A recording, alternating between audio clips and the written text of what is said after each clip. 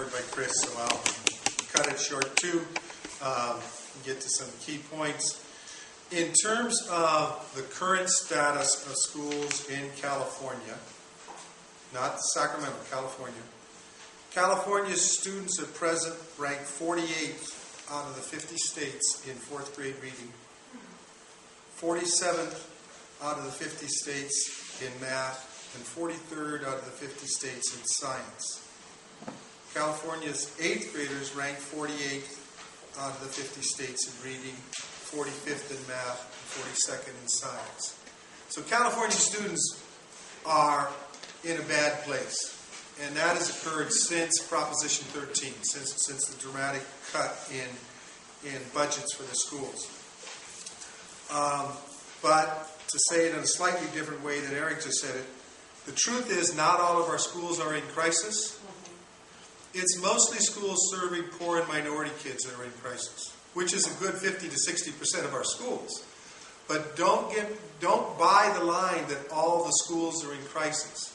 Middle-class schools in middle-class neighborhoods in Rockland are doing just fine.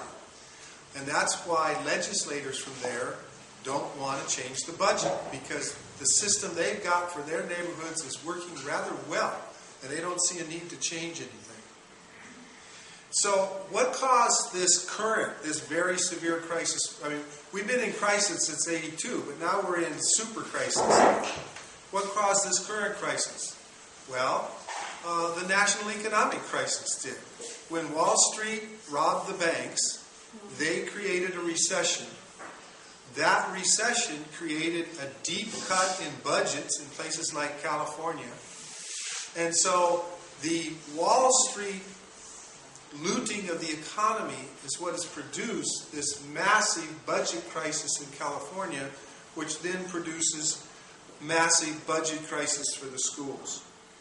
One economist named Dean Baker said it this way, this is a quote: "The reality is that we got into this mess because of the overwhelming excess of greed and stupidity on the part of Wall Street bankers and the people deciding economic policy." So the bankers robbed the bank. There was a great book a few years back, The Best Way to Rob a Bank is to Own One. The bankers robbed the bank. They created the crisis. We plunged into the current economic crisis. And further cuts are coming. We are nowhere near out of the woods. Now, what I won't repeat because Chris has already said it. So what is the right wing's answer to this? Well, they tell you that the problem in the schools is teachers and teachers' unions. I suggest to you that an $18 billion budget cut is a lot more serious of a problem than teachers and teachers' unions. That media pitch was created by the very corporations he mentioned, plus some others. It was created by the Gates Foundation, it was created by the Broad Family Foundation, the Bradley Foundation, and a whole series. They made it their job to say the problem is teachers, and the problem specifically is teacher unions. And frankly, that's not the problem. But we do have this crisis nevertheless. Oh, and the local representatives, those, as was said, are Michelle Reed, Kevin Johnson, and don't forget Arnie Duncan.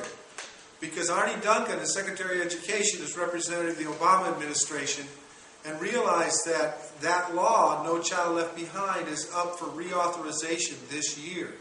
That is, it'll either be reauthorized or not.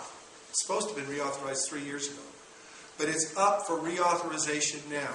And unfortunately, the Obama administration is on the wrong side of this fight. So just realize that. So Arnie Duncan is in that list too. So there are these media myths. They were represented in the film Waiting for Superman. So what's the current situation? Well, there's a group called the UCLA Accord. They're at the University of California in Los Angeles. I'm skipping a bunch of stuff here. They just conducted a review a week ago. And here's what they said.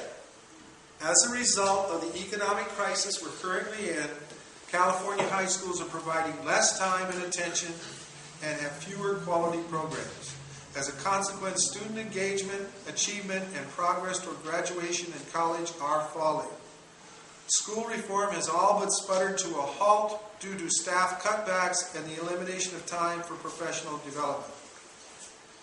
And even as high schools across the state have these declining budgets, inequality is growing in our high schools. So things were bad, things are getting much worse, and will continue. And just to summarize the function of these foundations, the right wing in America is playing its usual role. It is race baiting, it's attacking immigrants, and it does this to justify tax cuts for the rich and for the corporations. And what they're trying to do, what they've done successfully, I have an article in this if you're interested, they've shifted the economic crisis from the national level to the states. 42 out of the 50 states have economic crises. Everybody talk about Texas. Texas has an economic crisis as bad as ours now. It just didn't have one a year ago. The reason is Texas has a 2-year state budget. So they didn't know they were plunging into the pit hole 2 years ago when we were there. But they're in it now. They're in it just as bad as we are. So what do? We blame teachers and we blame unions for the failure in education when in fact the failure is caused by poverty. The United States has the highest rate of children in poverty of any modern industrialized country. We have 25% of our children in poverty. The countries we get compared with, like Sweden and Denmark, have about 3% of their children in poverty. The cause is poverty. And so we do this, we blame the teachers and we blame the schools so that people will not talk about the job crisis in this society, they'll not talk about the economic crisis in this society, and they will not talk about people losing their homes. Instead, we've created a scapegoat. It's teachers and teacher unions. Thank you. Dr. Campbell, are we going to